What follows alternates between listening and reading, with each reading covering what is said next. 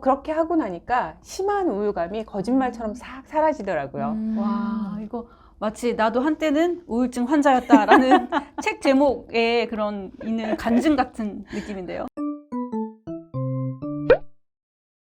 안녕하세요. 즐거운 그라이아이에 오신 여러분 환영합니다.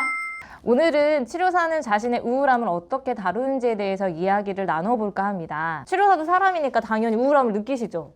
그런데 저는 우울한 상태라고 느꼈던 기억이 없는 것 같아요. 아, 진짜요? 네. 헛소리 하지마 임마. 저는 근데 자주 그 우울함을 느끼는데, 우울함을 느낄 때가 되면 좀 밥 먹는 것도 싫고 씻는 것도 싫고 막 이래가지고 출근 안 할 때는 안 먹고 안 씻고 막 그러고 진짜 귀신처럼 막 이러고 있거든요.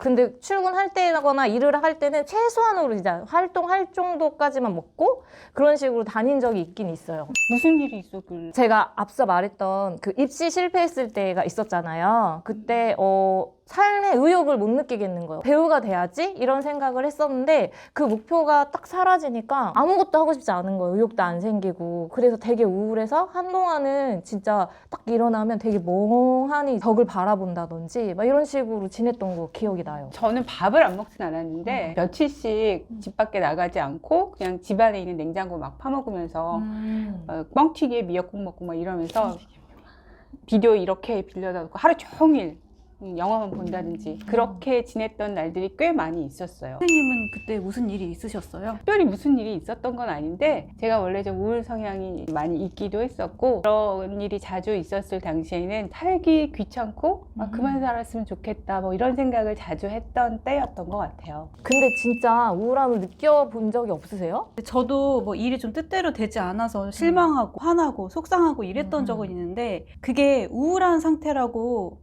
제가 잘 받아들이질 않았던 것 같아요. 어떻게 보면 저는 그 우울함이라는 것을 좀 회피하려고 했던 게 아닌가라는 생각도 듭니다. 그럼 여러분은 그 우울함에 반대되는 상태가 어떤 거라고 생각하세요? 폐활함. 활기찬? 그러니까 우울함이 의욕이 없고 무기력해지고 그런 거니까 반대는 활기찬 뭐 이렇게 생각할 수 있겠네요. 그러면 우리 이런 거 한번 생각해 보면 어때요? 아주 극단적으로 우울한 거를 0으로 놓고 그 반대에 있는 아주 활기찬 거를 10이라고 놓는다면 평소에 나의 상태는 어디쯤에 가까울까? 이런 거 한번 생각해 보시겠어요? 저는 한 6에서 7 정도 될 것 같아요. 나는 3, 4? 보통 3, 4 이 정도인 것 같아요. 저는 요즘에는 한 5에서 6 사이 중간 정도 되는 것 같아요. 아까 말했던 것처럼 그렇게 우울이 좀 심했을 때는 2에서 3 사이? 그 정도였던 것 같아요. 우울 성향이 어렸을 때부터 있어서 우울하고 되게 오랫동안 사귀어온 사이다? 뭐 이런 말도 아마 가능할 거예요. 그래서 한참 그랬을 때는 내가 우울하지 않은 날이면 왜 나 안 우울하지? 이상한데? 그러면서 우울하지 않은 내가 좀 굉장히 낯설게 느껴진 때도 있었어요. 그러면 선생님들은 우울함이 나를 찾아오면 그거에 대해서 어떻게 대처하거나 혹은 반응하세요? 저는 굉장히 슬픈 영화나 다큐를 보고 나서 나만 슬픈 게 아니고 나만 불행한 게 아니구나 이런 좀 위안을 받다가 요게 조금 올라오면 그때부터는 목표를 세우고 운동을 해요. 그러니까 5km, 10km 오늘 달리는 날이야 하고 이제 그리고 막 달려서 성공하면 역시 해냈어. 괜찮아. 너 이거 했어. 이렇게 하거나 아니면은 등산을 가요. 산 가시는 분들 이런 얘기 되게 싫어하시는데 그 산을 정복했다. 이런 생각을 하면 내가 아무것도 아닌 게 아니야 이런 생각을 하면서 좀 지낼 때가 있거든요. 지금 생각해보면 저는 우울함이 딱 느껴질 때가 내가 아무것도 아닌 초라한 사람이다, 초라함이 느껴진다 이렇게 생각이 들면 그때부터 우울감도 같이 오는 것 같다라는 생각이 들어요. 저는 제가 조금 쓸모없고 사람들한테 소외받는다는 생각이 들 때 우울함 비슷한 감정을 경험하는 것 같거든요.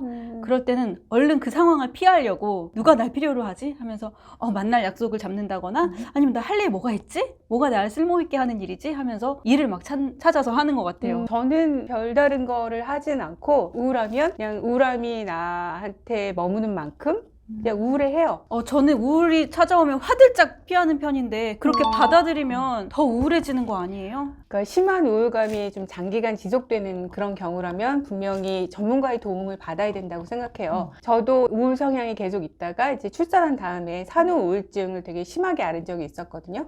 그때는 개인 상담도 받고 집단 상담도 받고 그랬었어요. 그런 과정을 통해서 제가 배운 게 뭐였냐면 그러니까 나 자신 그리고 나에게 찾아오는 모든 일들 이것을 통째로 받아들이는 것.